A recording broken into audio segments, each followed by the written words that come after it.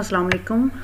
I am Dr. Zahida Parveen, PhD Special Education, and I am working as Assistant Professor of Special Education at University of Education, Lower Mall Campus, Lahore. This is the course of Teaching of Mathematics to Hearing Impaired Children. This course belongs to Masters of Special Education with an area of specialization of hearing impairment. The code of this course is SPED 4133 and this is a 3 credit hours course. The title of today's lesson is Developing Instructional Objectives.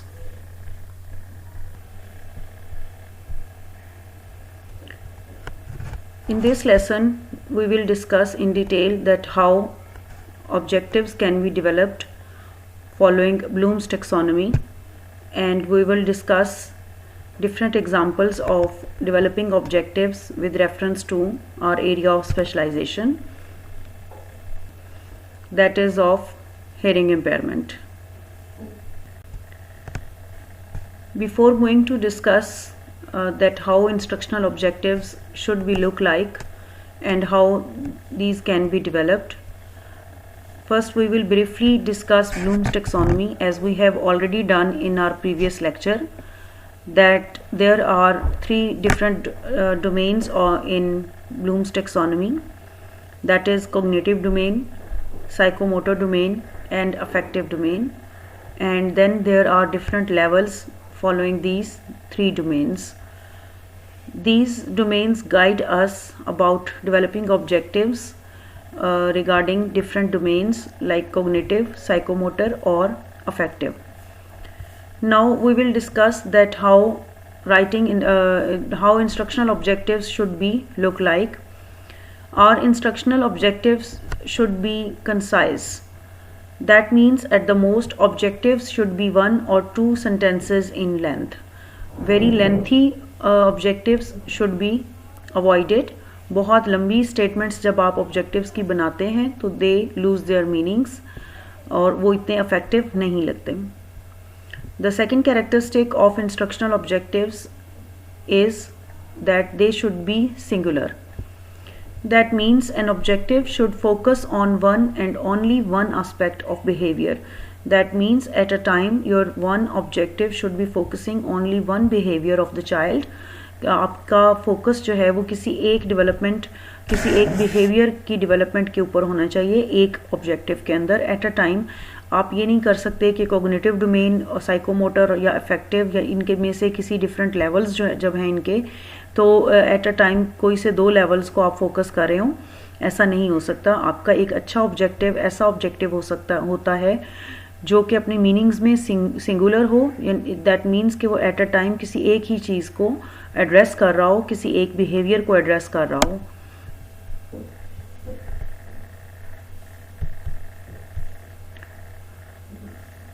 Next characteristic of instructional objective is that describe expected behaviors.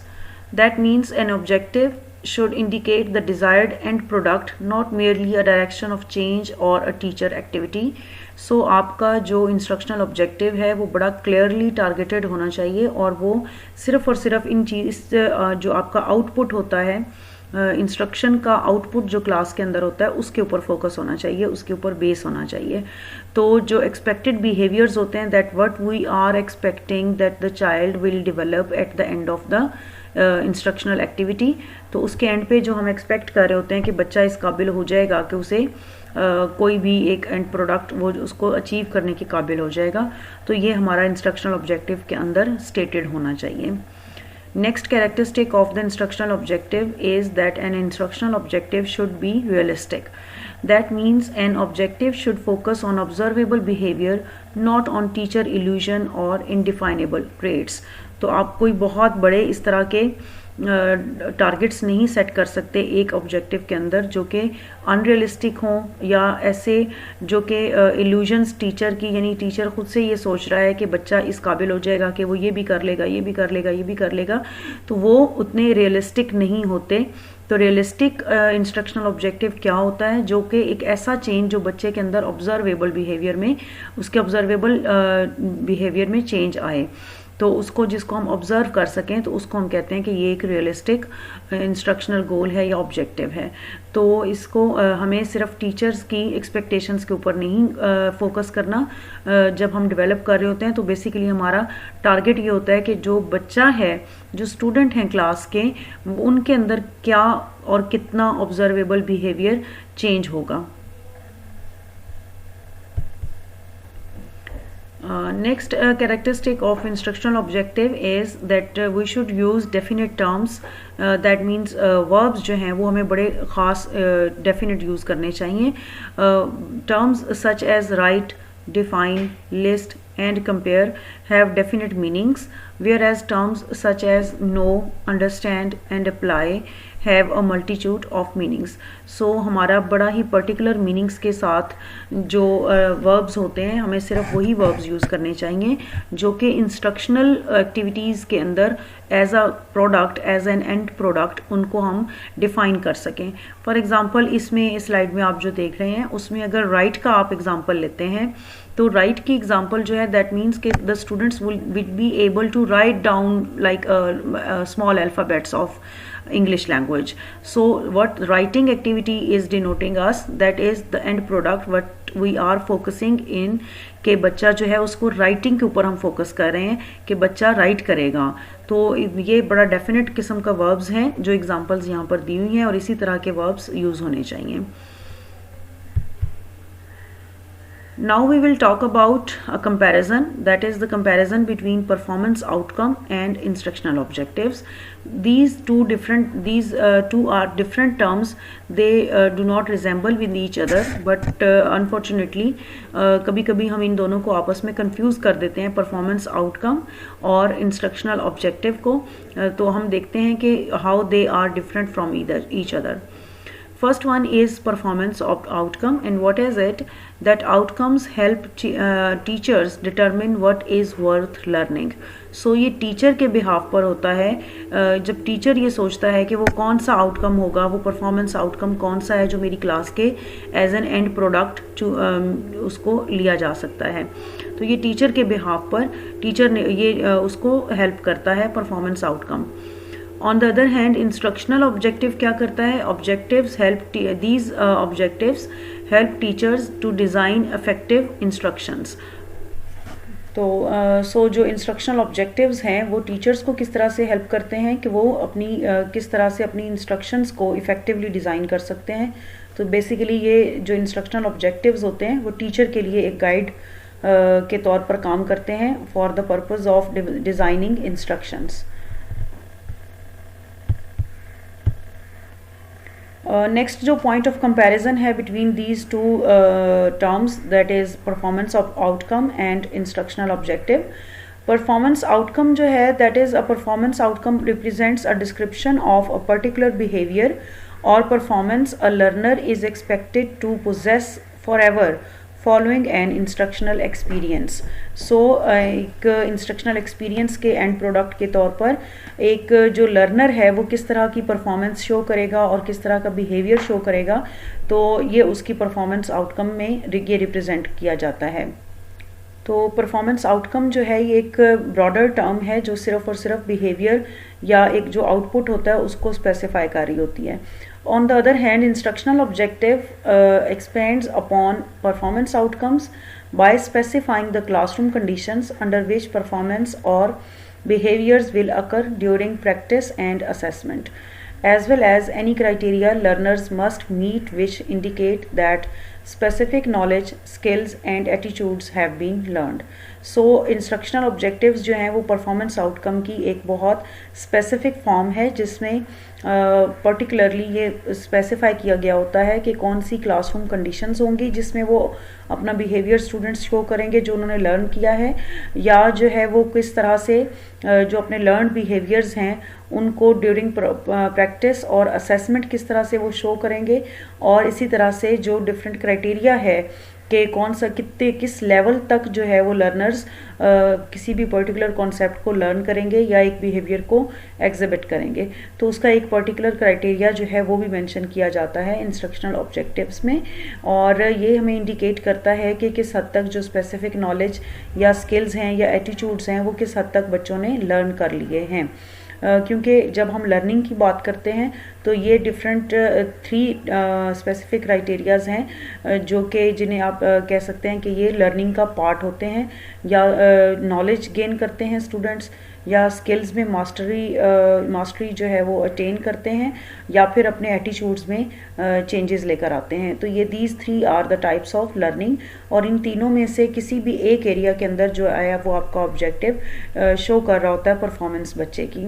तो इस slide में हमने देखा है कि performance outcome और instructional objective जो है वो बेसिकली किस तरह से एक दूसरे से डिफरेंट हैं। तो इन शॉर्ट ये कि इंस्ट्रक्शनल ऑब्जेक्टिव जो है वो बेस करता है ऑन द परफॉर्मेंस आउटकम, और वो एक बेसिकली ऑब्जेक्टिव एक्सपेंशन फॉर्म होती है आउटकम की। नेक्स्ट जो पॉइंट है of comparison, that is performance outcomes that students will add double digit numbers. इसमें हम एग्जांपल्स को डिस्कस करेंगे इस स्लाइड में, और परफॉर्मेंस आउटकम की एग्जांपल जो है वो students will add double digit numbers. अब ये एक ऐसा बिहेवियर है कि जिसमें बच्चे जो हैं वो एडिशन की स्किल्स को शो करेंगे कि जब वो once they have mastered the skill of addition तो वो इस काबिल हो जाएंगे कि वो डबल डिजिट नंबर्स को ऐड कर लेंगे। On the other hand instructional objective में आप इसकी एग्जांपल को देखिए, given two double digit numbers written in equation form, the students will add them together। तो बड़ा पर्टिकुलर हमने कर दिया कि जो स्पेसिफिकेशन हमने क्या दी है ऑब्जेक्टिव के अंदर कि जो डबल डिजिट नंबर्स हैं वो एक इक्वेशन फॉर्म में लिखे हुए होंगे। इक्वेशन फॉर्म होती है जिसमें हमने फॉर एग्जांपल सामने आपने लिखा है 52 + 67 और 52 + 42 वट एवर, 2 डिजिट्स आपने लिए हैं और वो इक्वेशन की फॉर्म में लिखे हुए हैं, और उसके आगे इज इक्वल टू के बाद ब्लैंक है या उसके इक्वल टू के बाद स्टूडेंट्स हम सपोज करते हैं कि बच्चा जो है वो वहाँ पर उसका आंसर लिखेगा। तो ये इक्वेशन फॉर्म में जब क्वेश्चंस आते हैं एडिशन के तो उनको परफॉर्म करेगा। तो ये इंस्ट्रक्शनल ऑब्जेक्टिव इस तरह से हमने स्पेसिफाई कर दिया, और ये ज़्यादा एक स्पेसिफिक फॉर्म हो गई है परफॉर्मेंस आउटकम की। नेक्स्ट आप देखें कि एक और एग्जांपल है जिससे के थ्रू आप ज़्यादा बेटर तरीके से डिफ्रेंशिएट कर सकते हैं between performance outcome and instructional objective. So here is an example that students will design controlled experiments. So briefly एक स्टेटमेंट है, कॉम्प्रीहेंसिव है, टू द पॉइंट है, और इसमें एक बिहेवियर क्या एग्जिबिट करेंगे स्टूडेंट्स कि वो डिज़ाइन कर लेंगे कंट्रोल्ड प्रॉपर एक एक्सपेरिमेंट को डिज़ाइन कर लेंगे। सो इसमें हम जो हमारा डिज़ायरेबल आउटकम है या जो एक डिज़ायरेबल बिहेवियर है that is designing of controlled experiments. तो ये परफॉर्मेंस आउटकम की एग्जांपल है, और ये एक ब्रॉडर लेवल पर शो कर रही है बच्चों के आउटकम को या एक भी डिज़ायर्ड बिहेवियर को। दूसरी साइड पे अगर हम इसी जैसे मैंने आपको प्रीवियस स्लाइड्स में बताया कि instructional objectives are expanded forms of performance outcome. Now we will see that how expanded form an instructional objective is.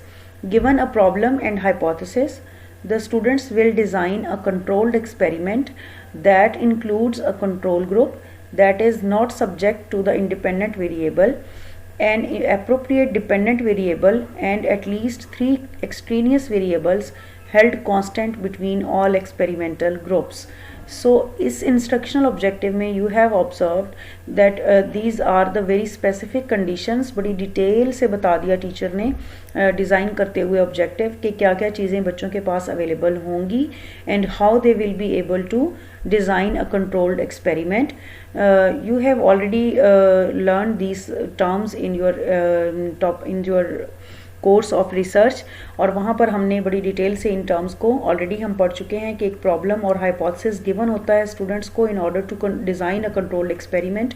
तो एक्सपेरिमेंटल रिसर्च से रिलेट कर रहा है ये ऑब्जेक्टिव कि अगर एक्सपेरिमेंटल रिसर्च में स्टूडेंट्स ने कोई एक्सपेरिमेंट डिज़ाइन करना है या किसी और ऐसे प्रैक्टिकल सब्जेक्ट के अंदर उसने एक्सपेरिमेंट्स को डिज़ाइन करना है तो उसके लिए कुछ स्टैंडर्ड चीज़ें गिवन होती हैं। और यहाँ पर क्या चीज़ गिवन है, given a problem and hypothesis, यानी बच्चे के पास एक ऑलरेडी उसको एक प्रॉब्लम पोज किया जाएगा, प्रॉब्लम उसको गिवन होगा और उस प्रॉब्लम की बेस पर students will design a controlled experiment that includes definitely controlled experiment mean क्या करता है, उसकी मीनिंग क्या है, that it will be including control group that is not subject to the independent variable। अगर आपको याद हो तो कंट्रोल ग्रुप की डेफिनेशन में यही था कि कंट्रोल ग्रुप जो है उसको इंडिपेंडेंट वेरिएबल से इंट्रोड्यूस नहीं करवाया जाता। और क्या होगा यहाँ पर, an appropriate dependent variable and at least 3 extraneous variables. तो जो एक्सपेरिमेंट डिज़ाइन करने जा रहे हैं स्टूडेंट्स उसमें एक कंट्रोल ग्रुप होगा, ठीक है। कंट्रोल ग्रुप वो होता है जो इंडिपेंडेंट वेरिएबल से एक्सपोज्ड नहीं होता। और क्या होगा, एक डिपेंडेंट वेरिएबल होगा, जाहिर है जिसके असर देखा जाएगा किसी उसके ऊपर रिस्पोंडेंट्स के ऊपर, and at least 3 extraneous variables held constant, यानी उसमें क्योंकि कंट्रोल्ड एक्सपेरिमेंट की अपनी एक डेफिनेशन है, कंट्रोल्ड एक्सपेरिमेंट के अंदर ये भी एक उसकी एक इसका एक पार्ट होता है कि जो डिफरेंट एक्सट्रेनियस वेरिएबल्स होते हैं उनको कंट्रोल किया जाता है, उनको कांस्टेंट किया जाता है और उनके इफेक्ट को रोका जाता है एक्सपेरिमेंट के ऊपर। तो एक्सट्रेनियस वेरिएबल्स के इफेक्ट्स को रोकेगा वो स्टूडेंट, और ये बिटवीन ऑल एक्सपेरिमेंटल ग्रुप्स। तो जितने भी एक्सपेरिमेंटल ग्रुप्स बनाएंगे स्टूडेंट्स उनके अंदर इन तीनों चीज़ों की जो इंटरेक्शन है उसको रोका जाएगा और इस तरीके से एक कंट्रोल्ड एक्सपेरिमेंट को डिज़ाइन किया जाएगा। सो this is an example of that how instructional objective is an expanded form of performance outcome. तो जितना इंस्ट्रक्शनल ऑब्जेक्टिव को आपने स्टडी किया है, अभी इस एग्जांपल को आपने देखा है, तो बेसिकली इसको अगर आप एक आउटकम की फॉर्म में एक सेंटेंस के अंदर उसको ब्रीफली स्टेट करेंगे तो वो इसकी फॉर्म सिंपल होगी, students will design controlled experiments. तो जब हमने उसकी कंडीशंस और बड़ा स्पेसिफिक कर दिया उसको, तो फिर हम उसको कहेंगे कि वो इंस्ट्रक्शनल ऑब्जेक्टिव की फॉर्म है।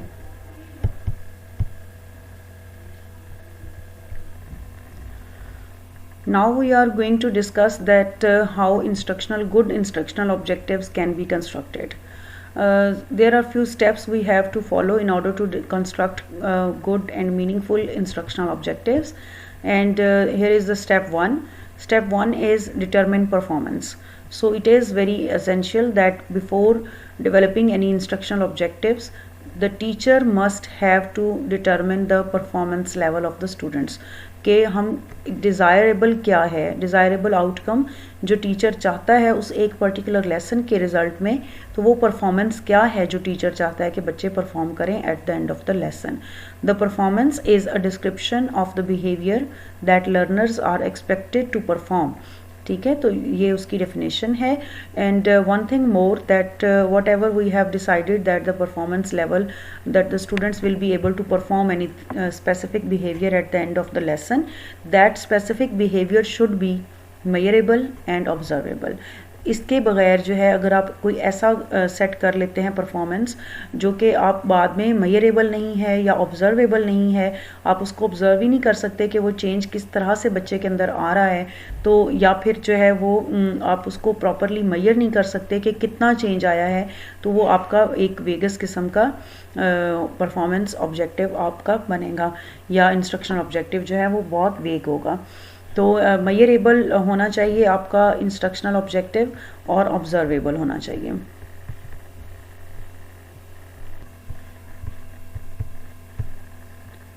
Now step 2 is identify and describe the conditions. जो अभी हमने प्रीवियस एग्जांपल्स में you have noticed that we were using a word given. तो गिवन जो है that means what the child will be provided with, उसको क्या क्या चीज़ें प्रोवाइडेड होंगी, कौन सी इन्वायरमेंटल कंडीशंस, कौन सी क्लासरूम कंडीशंस उसको प्रोवाइडेड होंगी जिसके अंदर हम सपोज कर रहे हैं कि उसने कोई भी अपना डिज़ायर्ड बिहेवियर जो है वो या आउटकम उसको अचीव करना है। So conditions represent a description of the circumstances under which the performance will be learned and और carried out practice and assessment और एवालुएशन।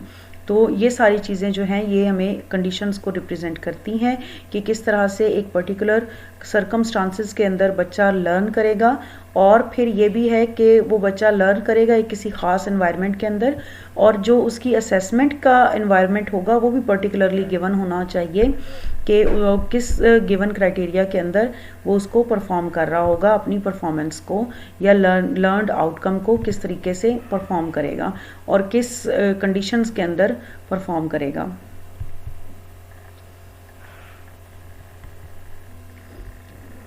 Next is the step 3 of developing instructional objectives, and that is identify and describe the standard. That means criteria. तो ये हमें teacher as a teacher first of all ये भी decide करना है, identify करना है और प्रॉपरली एक स्टेटमेंट की फॉर्म में उसको डिस्क्राइब भी करना है कि वो कौन सा स्टैंडर्ड है जो कि हम एक परफॉर्मेंस के लिए या एक बिहेवियर जो डिज़ायर्ड बिहेवियर आउटकम है उसके लिए हम स्पेसिफाई कर रहे हैं। तो उसके लिए एक स्टैंडर्ड एक प्रॉपर क्राइटेरिया भी हमें बच्चों को प्रोवाइड करना होगा in our statement of instructional objective. And a standard is a description of the criteria for acceptance of a performance as sufficient indicating mastery of the objective. तो जब हम एक बच्चे को एक मिनिमम क्राइटेरिया प्रोवाइड करते हैं कि एटलीस्ट बच्चा जो है वो इस लेवल का की परफॉर्मेंस देगा या इस हद तक जो है वो अपना बिहेवियर शो करेगा, तो वो जो हम मिनिमम क्राइटेरिया बच्चे को प्रोवाइड करते हैं that is called as standard. और ये जो स्टैंडर्ड होता है ये हमारे इंस्ट्रक्शनल ऑब्जेक्टिव में that should be stated properly और क्लियरली उसको होना चाहिए। हाउएवर ये आगे है कि जो स्टैंडर्ड होता है वो एक ऑप्शनल भी है, उसको वो ज़रूरी नहीं है कि that should be the part of each and every instructional objective. So here it is that a standard is stated in the objective only when necessary. तो बहुत से ऐसे सोशल साइंसेस के सब्जेक्ट्स होते हैं जिसके अंदर आपको एक बड़ा स्पेसिफिक स्टैंडर्ड प्रोवाइड करना बच्चे के लिए स्टूडेंट्स के लिए टीचर्स के लिए पॉसिबल नहीं होता कि वो बच्चों के लिए एक स्टैंडर्ड को स्टेट करें। When the stated performance requires qualification to it, ये सिर्फ तब यूज़ होता है जब हमें एक मिनिमम क्राइटेरिया बच्चे को प्रोवाइड करना हो कि कम से कम तुम्हारी परफॉर्मेंस इस लेवल की होगी तो वो एक्सेप्टेबल होगी, अदरवाइज़ नहीं होगी। तो जहाँ स्टैंडर्ड जो है इसको स्टेट करना ये ऑप्शनल है। अगर ये आप अपने सब्जेक्ट की नीड्स और उसकी अकॉर्डिंग जो है वो उसको स्टेट करते हैं टीचर्स तो वेल एंड गुड, बहुत अच्छा है। वो एक इंस्ट्रक्शनल ऑब्जेक्टिव कंप्लीट हो जाता है, उसके सारे कंपोनेंट्स कंप्लीट हो जाते हैं। लेकिन इन केस अगर आपका टॉपिक की ऐसी रिक्वायरमेंट नहीं है कि जिसको एक्सेप्टेंस के लिए आपको एक प्रॉपर क्राइटेरिया बच्चे को देना ज़रूरी नहीं है, तो फिर आप इसको इग्नोर भी कर सकते हैं।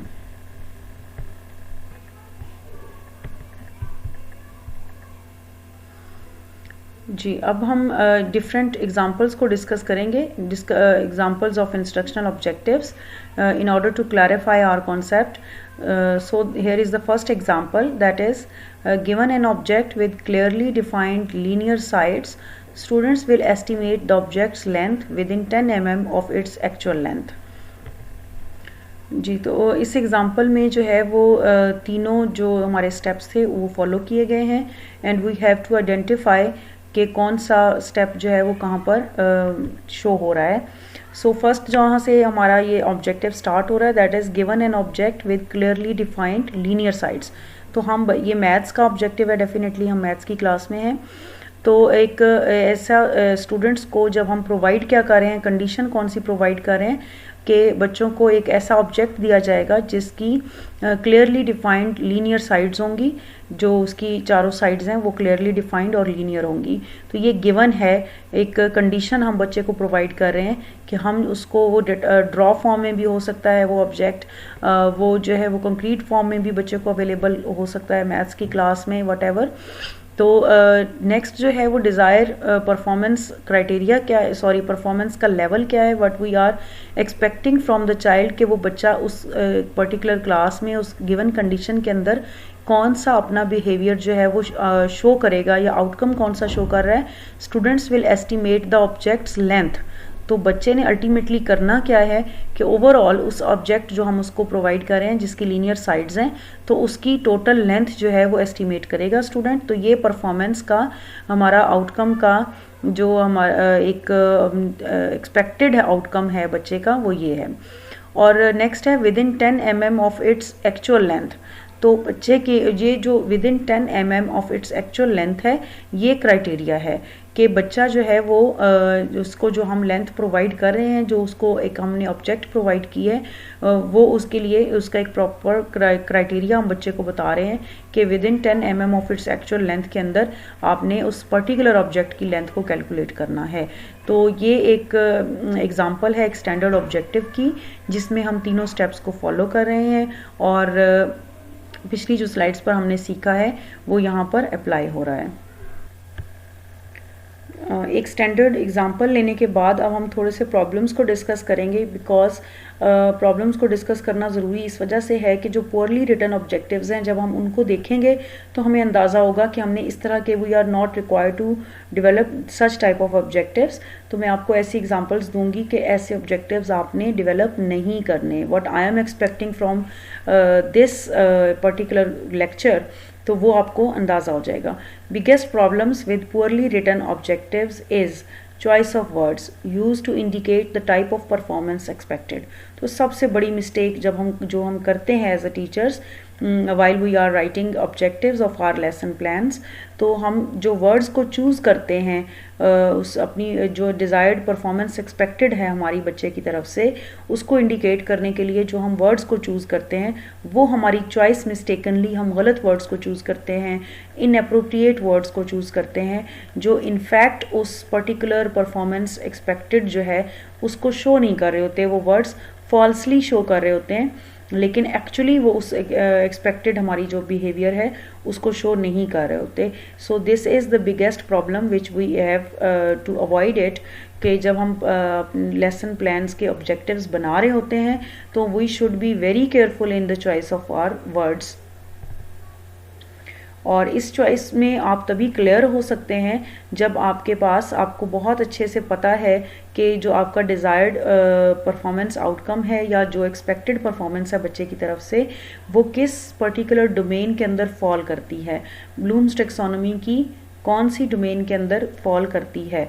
तो जब तक आपको, अगर आपने ये ठीक तरीके से अंदाज़ा लगा लिया कि जो मैं ऑब्जेक्टिव बना रही हूँ उसका जो परफॉर्मेंस एक्सपेक्टेड है बच्चे की तरफ, वो कौन सी डोमेन से बिलोंग करती है, कॉग्निटिव डोमेन से है और फर्दर कॉग्निटिव डोमेन के कौन से लेवल से है। फॉर एग्जांपल, अगर आप एनालिसिस की बेस पर कोई ऑब्जेक्टिव बना रहे हैं, जो आपका परफॉर्मेंस एक्सपेक्टेड है वो आप ऐसी है कि आप बच्चे से एनालिसिस की स्किल की तवक्को कर रहे हैं, और लेकिन फॉल्सली आपने क्या किया है कि एप्लीकेशन लेवल का आपने ऑब्जेक्टिव डेवलप कर लिया है। तो इस तरह से ये आपका जो है वो पुअरली रिटन ऑब्जेक्टिव हो जाएगा कि एक्चुअली आपने जो परफॉर्मेंस सेट की है बच्चे के लिए, क्राइटेरिया जो सेट किया है वो एनालिसिस लेवल को एड्रेस कर रहा है, लेकिन जो आपने उसका वे आउट है, जो आपने चूज़ किया है वर्ड उस इंडिकेट करने के लिए परफॉर्मेंस एक्सपेक्टेड को, वो आपने एप्लीकेशन लेवल में से चूज़ कर लिया है। क्योंकि अगर आपको याद हो, आप ऑलरेडी पढ़ चुके हैं ब्लूम्स टेक्सोनोमी को बड़ी डिटेल से, इससे प्रीवियस भी आप डिफरेंट सब्जेक्ट्स के अंदर इसको डिस्कस कर चुके हैं, and you know very well the list of different action verbs which were given by the Blooms in order to differentiate different among different domains। तो उन्हीं वर्ड्स को हम फॉलो करते हैं। जब आप एक लेवल ऑफ डोमेन जो है उसको स्पेसिफिक कर लेते हैं कि मेरा डिज़ायर्ड आउटकम किस से बिलोंग कर रहा है, तो फिर आप ब्लूम्स टेक्सोनोमी के उन्हीं एक्शन वर्ब्स को यूज़ करते हैं in order to develop instructional objectives. कुछ यहाँ पर कंपैरिजन किया हुआ है विद इन ब्लूम्स टेक्सोनोमी के अंदर भी कुछ ऐसे एम्बिगुअस वर्ड्स एक्शन वर्ब्स के तौर पर दिए गए हैं, बट एज अ टीचर अब हमें इस चीज़ को खुद से आइडेंटिफाई करना है कि बड़ा ही स्पेसिफिकली हमारा जो वर्ड हम चूज़ करते हैं अपने इंस्ट्रक्शनल ऑब्जेक्टिव को स्टार्ट करने के लिए, और जो एक्सपेक्टेशंस हमारी शो कर रहा होता है कि बच्चा क्या करने के काबिल हो जाएगा, तो वो जो वर्ड है, वो जो एक्शन वर्ब है, वो जितना ज़्यादा प्रैक्टिकल नेचर का होगा उतना अच्छा और रेलिवेंट आपका इंस्ट्रक्शनल ऑब्जेक्टिव बनेगा। जितना ज़्यादा वो प्रैक्टिकल नौयत का नहीं होगा बल्कि एक सुपरफिशियल लेवल का होगा, जस्ट हम चाहते हैं कि बच्चे में बस थोड़ी सी स्किल डेवलप हो जाए, कुछ क्लियर वर्ड नहीं शो कर रहा, तो वो एम्बिगुअस वर्ड्स की लिस्ट होगी। Here is a list of ambiguous word and उसकी एक बेटर परफॉर्मेंस जो रिप्लेसमेंट है वो भी दी गई है। फॉर एग्जाम्पल फर्स्ट वर्ड है नो। अगर हम कोई ऐसा ऑब्जेक्टिव बनाते हैं, the child should be able to know about whatever, कोई भी आप एग्जाम्पल मैथ्स की अगर लेते हैं अबाउट सेट्स, तो सेट के बारे में बच्चा जो है वो जान लेगा, नॉलेज गेन करेगा। This is very ambiguous and वेग टर्म। क्या जान लेगा, किस लेवल तक जान लेगा, ये इसमें नहीं स्पेसिफिक हो रहा। सो इसके लिए बेटर जो परफॉर्मेंस वर्ड है दैट इज़ चूज़ और सेलेक्ट। तो अगर जो अप्रोप्रिएट, फॉर एग्जांपल आप बच्चे को एक लिस्ट प्रोवाइड करते हैं जिसमें डिफरेंट टाइप्स ऑफ सेट्स जो हैं वो दिए गए हैं, और आप बच्चे को कहते हैं कि you have to choose the good sets from the given list, तो वो जो चूज़ करेगा वो definitely on the basis of knowledge करेगा। जब उसको सेट्स का नॉलेज होगा तो वो उसकी बेस पर अच्छे बने हुए सेट्स को चूज़ करेगा। तो नॉलेज की जो एप्लीकेशन है वो चूज़ वर्ड या सेलेक्ट वर्ड के थ्रू हो सकती है। तो इस वजह से नो लगाने की बजाय ज़्यादा बेहतर है कि आप चूज़ का वर्ड यूज़ करें। Next is understand. अंडरस्टैंड भी बड़ी वेग टर्म है, क्या अंडरस्टैंड करेगा, किस लेवल तक अंडरस्टैंड करेगा, ये क्लियर नहीं है।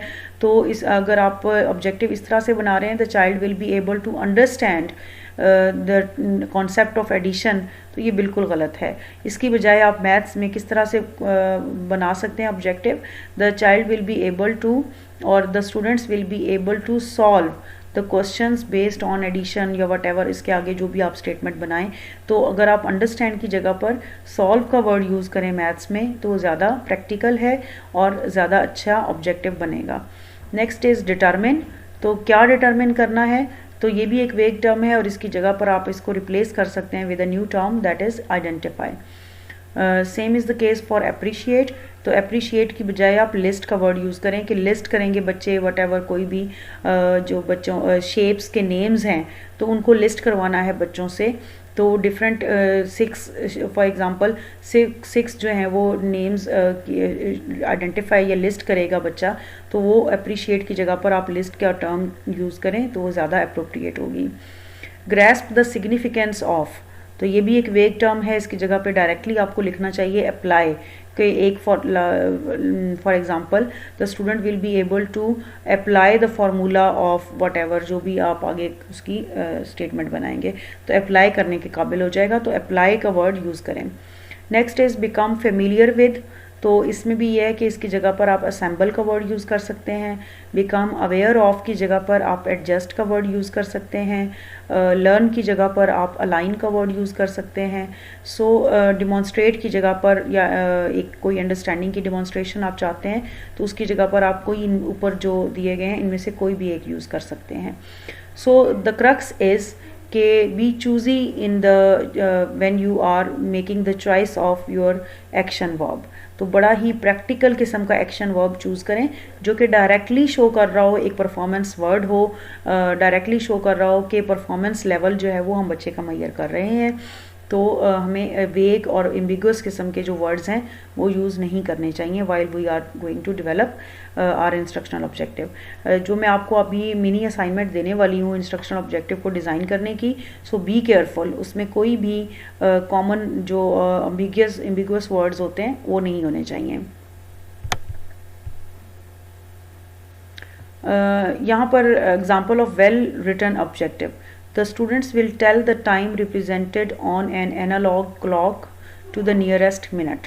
ठीक है, अब ये एक हमारे पास एग्जाम्पल है और बिल्कुल एक बेसिक लेवल की एग्जाम्पल है, बेसिक मैथ्स के अंदर से है।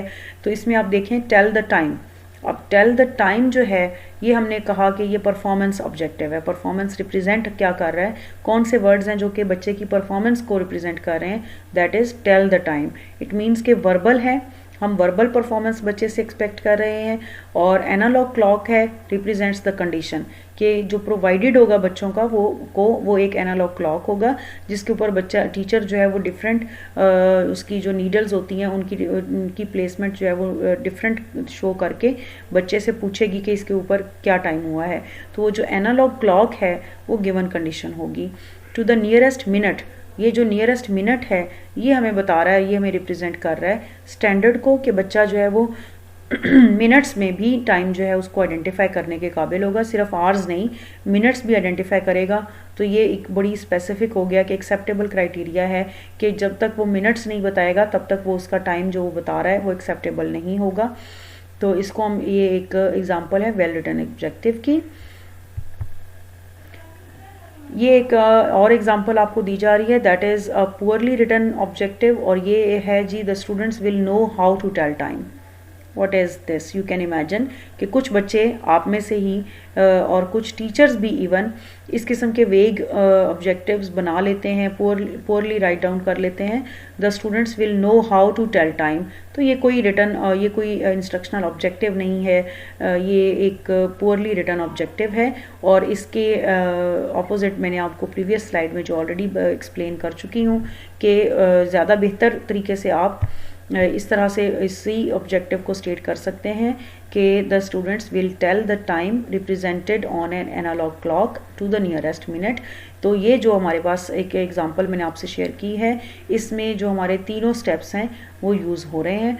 मैंने पहले भी आपको बताया कि एटलीस्ट आपका जो एक अच्छा इंस्ट्रक्शनल ऑब्जेक्टिव है उसमें 2 स्टेप्स को ज़रूर फॉलो कर रहा हो, कंडीशन गिवन होनी चाहिए और जो परफॉर्मेंस आउटकम एक्सपेक्टेड है वो ज़रूर उसके अंदर स्टेट होना चाहिए। स्टैंडर्ड का जो पोर्शन है वो ऑप्शनल है, अगर आप उसको बना लेते हैं तो बहुत अच्छी बात है, अगर आप नहीं भी बनाते तो फर्स्ट 2 स्टेप्स जो हैं उनको फॉलो करना बहुत ज़रूरी है।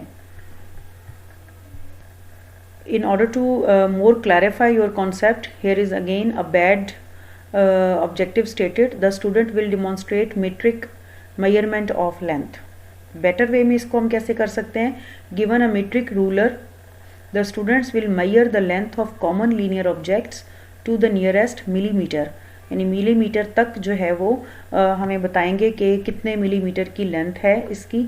तो ये इसमें गिवन, उसमें कंडीशन भी हो गई है, इसमें डिज़ायर्ड आउटकम भी हो गया है और जो है वो स्टैंडर्ड भी गिवन है जो कि नियरेस्ट मिलीमीटर है। सो मैंने आपको 2 अच्छी एग्जांपल्स दी हैं इंस्ट्रक्शनल ऑब्जेक्टिव्स ऑफ मैथमेटिक्स की। नेक्स्ट जो है वो आपके लिए एक छोटी सी असाइनमेंट है, और असाइनमेंट देने से पहले मैं आपको एक और एग्जांपल दे दूं डिफ्रेंशिएट करने के लिए बिटवीन बैड एंड बेटर जो इंस्ट्रक्शनल ऑब्जेक्टिव है। Bad objective is the student will solve addition problems with 80% accuracy. क्योंकि जब हम बड़ा वो पढ़ाते हैं कि तीनों चीज़ें आपने इंक्लूड करनी है, तो अब देखें अपेरेंटली इस स्लाइड के अंदर तीनों चीज़ें इंक्लूडेड हैं। स्टूडेंट्स विल सॉल्व जो है वो एक अच्छा मैथ्स के अंदर प्रैक्टिकल वर्ड है, जो एक प्रैक्टिकल एक्शन वर्ब है जो आप यूज़ कर रहे हैं।